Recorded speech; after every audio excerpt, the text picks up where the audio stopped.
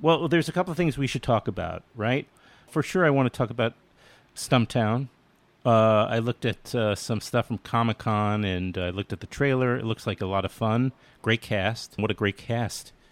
And then we could talk about I, Gilbert, and then if you've got any other projects that are on the horizon, that's probably good to at least include them. Lady and the Tramp for Disney Plus. Very exciting. What part did you play? I'm Elliot the dog catcher. I'm chasing Tramp the whole movie. And, boy, if you ever want to chase a dog, make sure it's not Savannah, Georgia in August. And make sure you're not wearing a corduroy suit. Noted. So wait a minute. So you're playing a human being, or I don't know. Yeah. So Disney Plus is releasing a new Lady and the Tramp in November, and it's live action. So we have Gotcha. Two dogs playing Lady, two dogs playing Tramp, and they're voiced by Justin Theroux, who's Tramp, and Tessa Thompson, who's Lady. She's got a great voice. Yeah, and I'm Elliot, the dog catcher, chasing the dog. Are you the bad guy? Yes, I'm the bad guy, yo. Oh, come on, man. Well, at least in Stumptown, you're an edgy good guy. Well, I try to make him, a bad guy with a heart. Like at a certain point, he does melt over those trap eyes, Yeah. But someone needs to get these dogs off the street. Otherwise, it's like they're all over the place, So that was Elliot's perspective. Yeah, all these ridiculous Disney dogs populating the streets. It's dangerous, Exactly.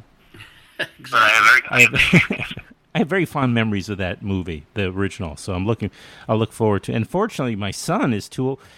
Maybe he's a little too old now to watch that. I don't know. It's a great cast. Do you remember the famous spaghetti scene?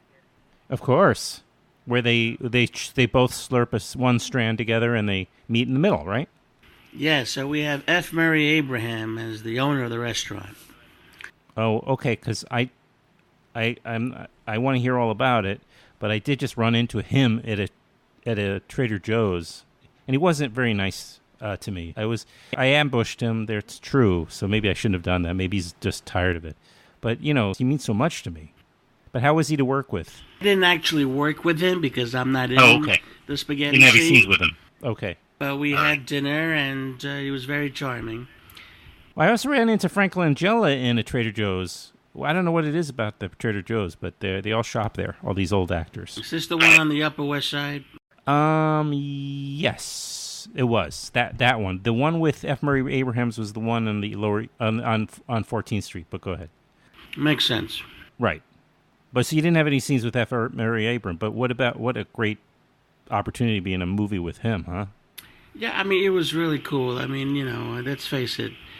You do what you got to do, but when I had an opportunity to work on a Disney classic, obviously you take it, and of course, it was the real deal. Like I had to go and train with the dogs, and go meet with the dog trainers who actually, trained the dogs in 101 Dalmatians with Glenn Close. Like every Disney classic that had an animal, these were the trainers that trained these dogs. Which were rescues, by the way. They went all over the country searching for these dogs, and they were able to get two ladies and two tramps, that look identical, really. And they were all rescues, and so it was a nice touch by Disney to do that. And the film is just gorgeous. I mean, from the costumes designed by Oscar winner Colleen Atwood, to the location. Savannah's was just perfect for 1908 setting. So it's a period piece. It is. They kept that. Yeah, they kept the period piece. We're all walking on cobblestone streets and horses, and there's an exciting not car chase, but paddy wagon chase with the dogs and all this, and it's just really, really sort of transposes you to another time. It's gorgeous. Just unfortunate that they didn't have light cotton in 1908. Yeah. Sounds like you were schwitzing quite a bit. Yes, well, that's okay. What don't they say? Pain is temporary, film lasts forever, right? Right. Speaking of which, I just saw Apocalypse Now Final Cut last night. Man, I love this version. I love this version. It really moves and it's gorgeous. Okay. Well, I'm glad you brought that up. Then, did you see it like when Coppola was introducing it, or was it just like it's having a theatrical run? Yes, it's having a run. And I went last night. Just bought a ticket. Okay. And I love movies, so. Which theater again? I remember reading about it, but I'm just blanking on it. Which out? The ArcLight in Hollywood, the one. Okay, the ArcLight. Yeah, like a sphere. It's like It is a great film. I don't know. I saw the original not when it came out. I saw it like on video or something. I was a little terrified as I still was a teenager, and I was pretty terrified to see it. When it came out. So I waited a few years, and then I was really blown away. And then I remember, like in my 30s, it came out. Remember Apocalypse Now Redo? Remember or Redux? I remember that one. Yeah. Which was like all these scenes of these French colonialists, and it was like stuff that was wisely taken out, and then they put it back in.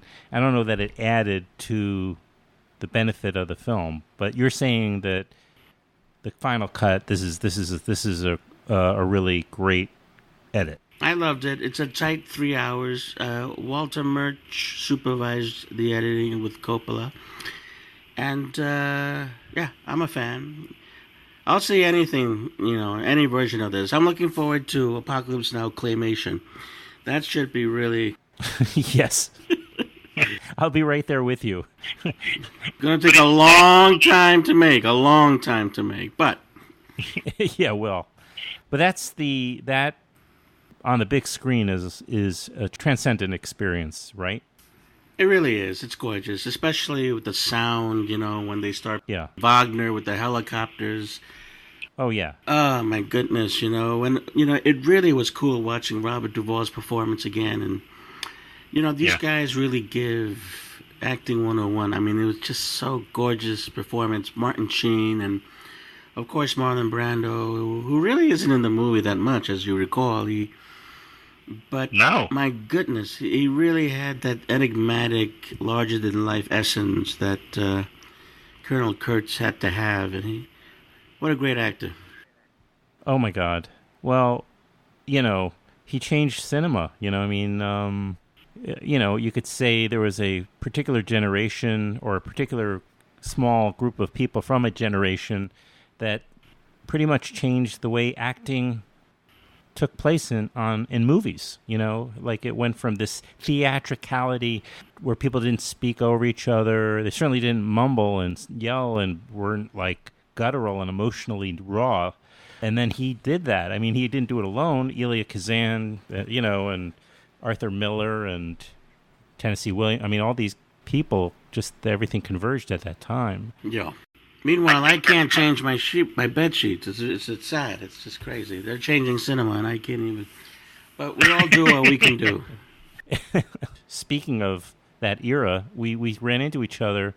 Irwin Winkler, Irwin Winkler, that book signing during the Tribeca Film Festival. That was funny to see you there. What a gracious man. You're just very nice. And what a filmography. I mean, Rocky was very inspiring to me always, and he's the real deal. And he's still producing Creed and all these other movies. Good for him. And he's on The Irishman. And The Irishman. He and Norman Lear should do something together just to say fuck you to the idea of death. Just like... Oh, yeah. I did a pilot with Norman called Guess Who Died. It didn't go. But I had a chance to meet him, and... he was just so cool. And, he's still out there producing one day at a time. And, 97, just had a birthday. I just saw him at a party. And, I mean, may it all happen to all of us, I know.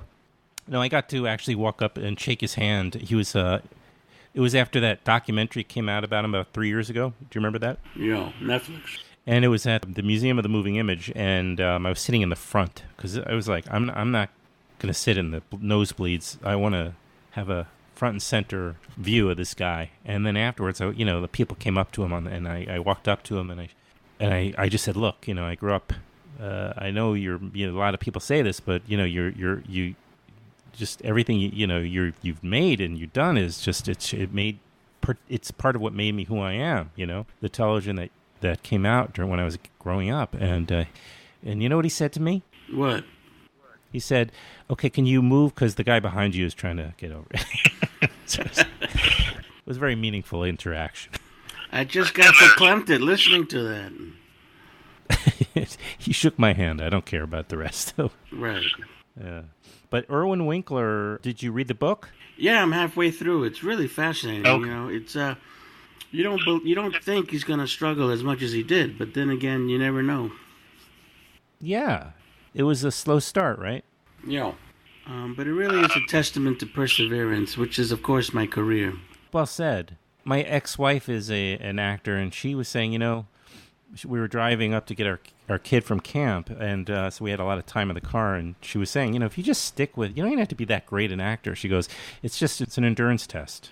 Yeah, I mean, if you're going to actually work, it's both. You do have to have talent, but I would say it's 80% perseverance. Okay. Well, that's more or less goes to her point, yeah.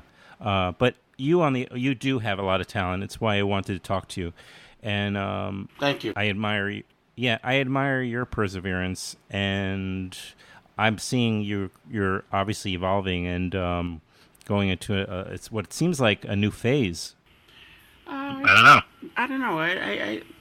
It's hard for me to. I have people coming up to me every day like, I don't know who you are, I don't know what your name is, and I don't know what I've seen you in, but I love you. I'm like, oh, thank you. Yeah, but that's, Adrian, you're part of a lineage of guys and women like that, right? It's funny you should say that, because I was just watching Network on Netflix, and Ned Beatty, that speech he gives to Peter Finch in the boardroom. I mean, these are the guys. These are the guys. Like when push comes to shove, these are the guys that really sustain great movies. You got your pretty boys, you got your stars, but if you take Ned Beatty out of Network, it doesn't work. It just doesn't work. If you take Peter Finch out of that movie, it doesn't work. That's right. Robert Duvall as the prick from CCA. I mean, these are guys who just really helped define the standard for me as an actor and for so many other people. Mm-hmm. That's right. And I mean, I don't know, what's more important to you, working, getting great quality work, or people knowing your name? I mean, obviously both would be best of all, but having people come up and say, I love you and I love your work isn't that the price of admission right there? Yes. I mean, look, it's good. I mean, at the end of the day, like, when you die, you want to know that you did work that moved people, that stand the test of time. No one's going to say, boy, he was good at selfies. No one's going to say, it's not going to matter, on what baseball mug I'm on or not.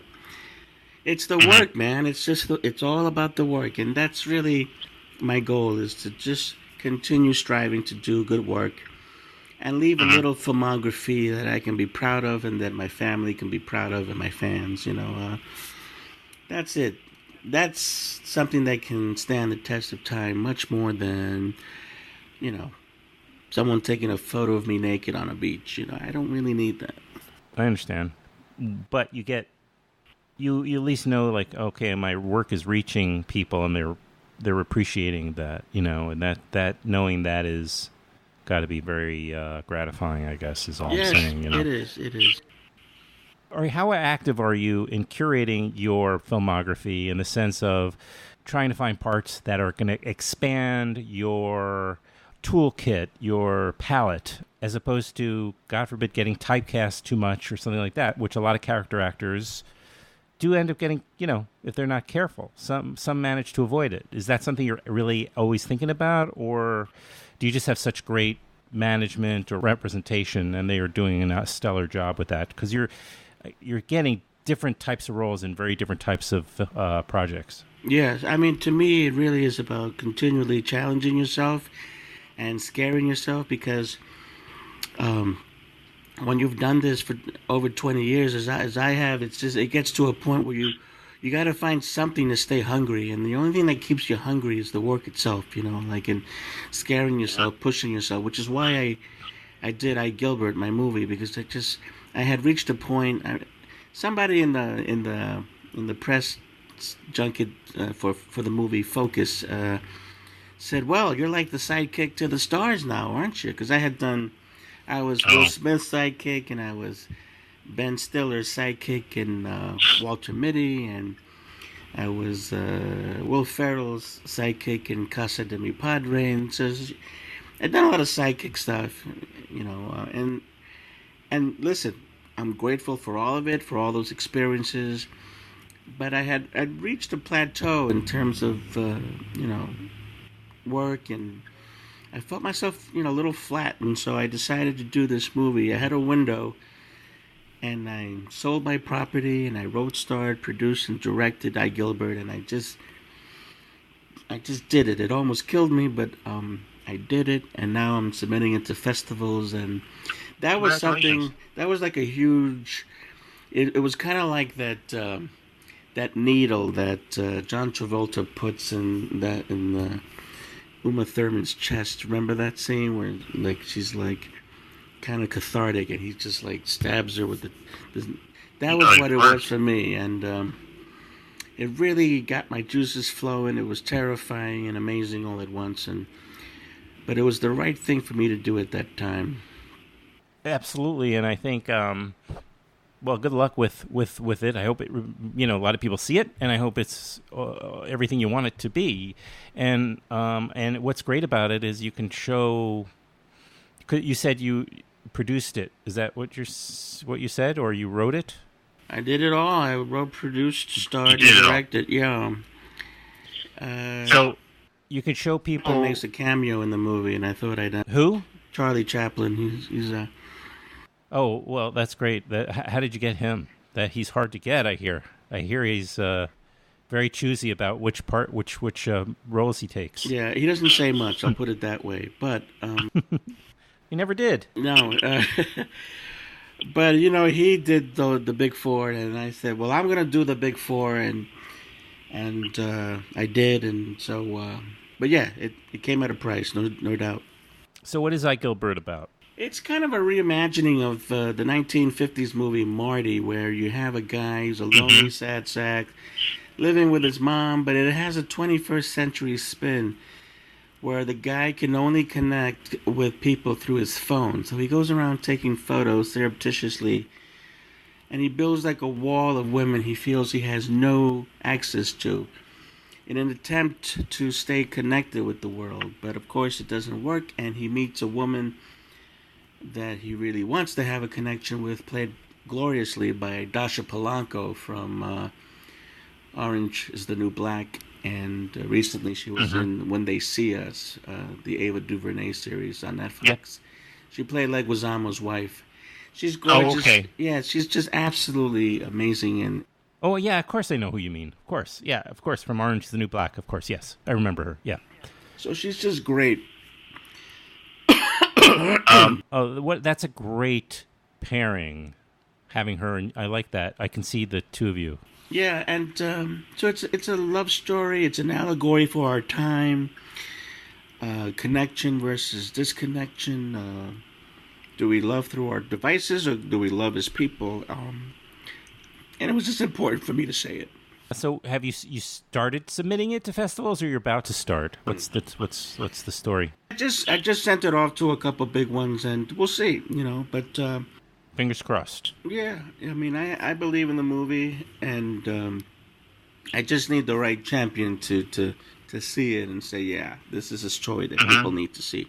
Oh, I can't wait to see it. Thank you. Yeah, I'm sure. I hope to make a festival in in the spring is my guess, or late winter, when it should start popping up is my guess. Well, you're on the short list. I definitely want you to see it, Adam. Thank you. No, there's no way I won't see it. I really appreciate that you just created your own opportunity, to show that how you could stretch. Because I guess what I was trying to get at before, Adrian, is that I think it's hard to get other people to do that for you, to take those risks for you. And the beauty part now is that someone like yourself has the resources and the access in order to do it by yourself. You couldn't have done that 20 years ago. Yeah, I mean, honestly, now's the time to take chances and film things. Like that movie Tangerine went to Sundance. It was filmed on an iPhone. Yep. So you can actually create, your stories. There still are, the gatekeepers that you have to fight through to get it. Yes.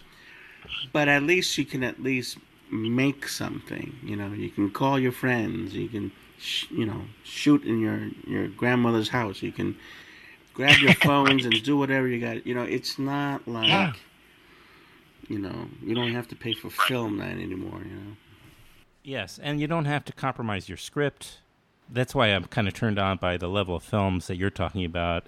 I mean, obviously, this is your own thing that you've done, but I like that, there's no filtering system where you have to go through all these different studio executives to watch it or read the script and make changes and cast it in such a way that it can get made and get raised and get money behind it. You can do this, and then the ultimately you've got a wonderful film. I mean, ideally, of course, and then you can show your agents and your management or whomever, look, this is what I'm capable of. So maybe next time you give me a project like this, you get me seen or auditions for things like this because I can do this.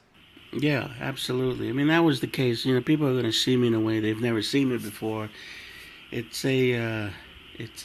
took a lot out of me. It was a very difficult, dramatic role, but at the end of the day, I feel like people will respond to the material because we've all been that person who feels he's talking or she's talking and no one understands him or her. We've all been that person who has suffered loneliness and despair and disconnection from the world. We've all been that person at a certain point in our lives, and that's what I, Gilbert's all about. And so I felt I had to tell the story just to get it out of my system, So it's lowercase I, Gilbert, one word, so people know to look for it eventually. And what we'll do is we'll continue to touch base with you and with the film through its festival life, and then ultimately the post-festival distribution of it and all that. So we'll keep in touch and help support the film. Sounds good. And finally, I mean, we should, I guess, touch on Stumptown. Now, this is a series. It's obviously on ABC. With a great bunch of actors who mostly, it's from what I've seen, come from the indie film world originally, anyway. So now they're all, obviously, Jake Johnson, of course, he got part of a little movie franchise that might have helped his career a little bit, but he did this podcast once before, actually. So, and Colby Smolder. Who else is in the show? Well, we have Cameron Manheim from The Practice. Oh, of course. And Michael Ealy, who's terrific in it. Yep. And, listen, this cast is just the real deal. Everybody's a winner, and they've all been in hits. And, of course, Kobe now is the Avenger, and so we have a lot of buzz about that.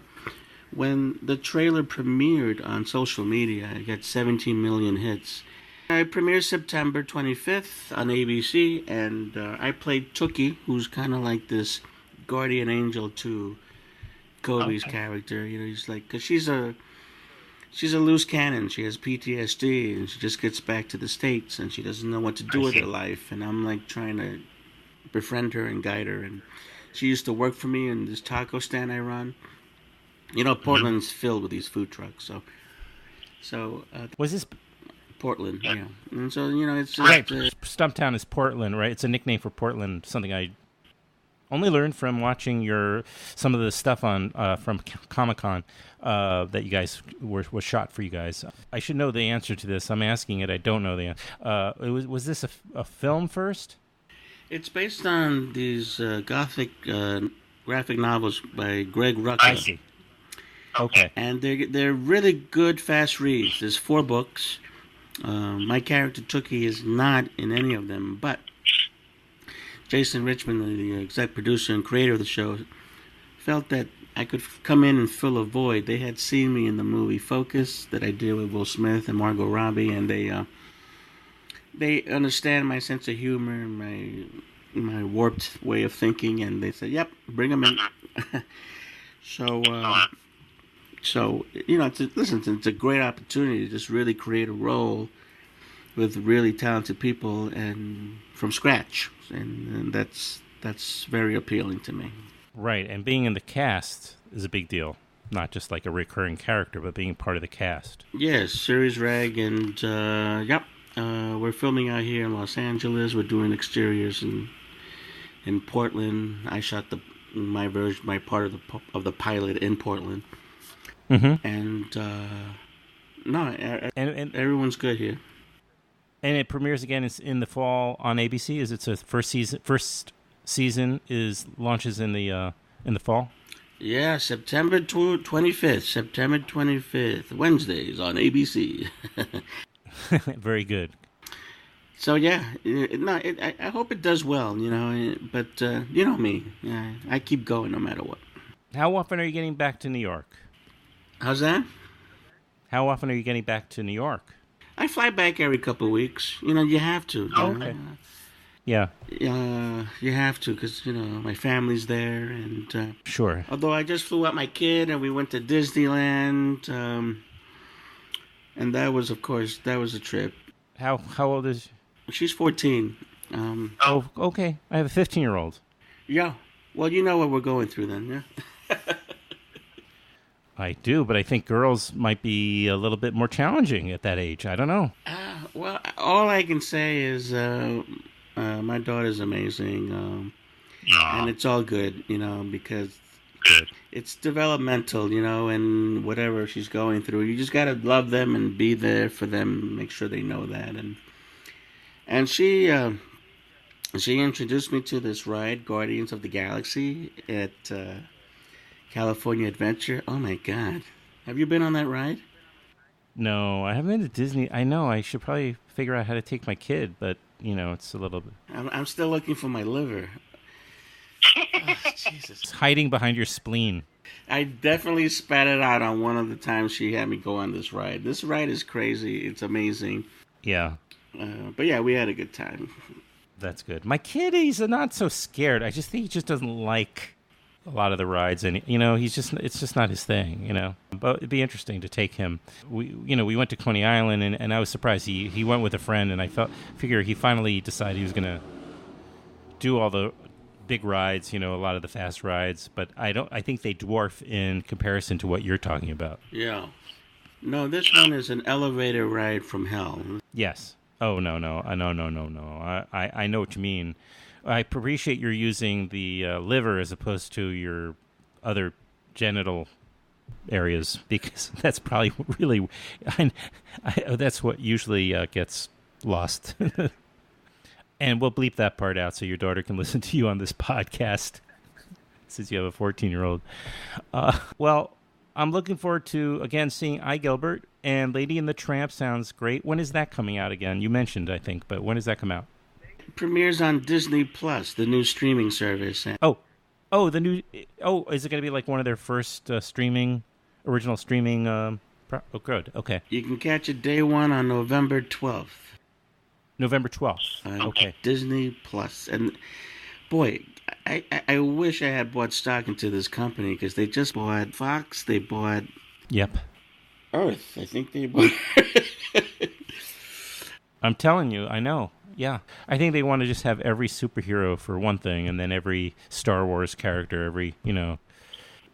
But they're treating me great. They're taking care of me and my family. So. All right. And they're putting out amazing product, including the, Stumptown. Yes, and you got to, and I assume they invited you to Disneyland. How's that? Did you get invited to Disneyland, or did you have to pay? That is something I had to pay, but basically because I didn't really ask them, so I just went. Well, If you go to my Instagram at Taste of Adrian, you can see never before seen footage of Chewbacca's first encounter with the stormtroopers. Okay, Taste of Adrian. Okay. And you'll see never before seen footage of Chewbacca and his first encounter with the stormtroopers from the Evil Empire. Oh. Yeah. Okay. Well, especially in light of the passing of... Well, it's my personal tribute, Peter Mayhew. Yeah, so we'll tell people how to follow you and keep in touch with everything you're doing. And you're welcome. My pleasure. So I will see you in New York one of these days again. Yes, it sounds good to me, and looking forward to it. And I'll let you know what's going on with all the stuff I'm doing. I really appreciate your support, Adam. Oh, my pleasure. I'm just glad that we connected and we were able to do this, and I look forward to maybe doing another one at some point. All right? Have a blessed night. All right, you too.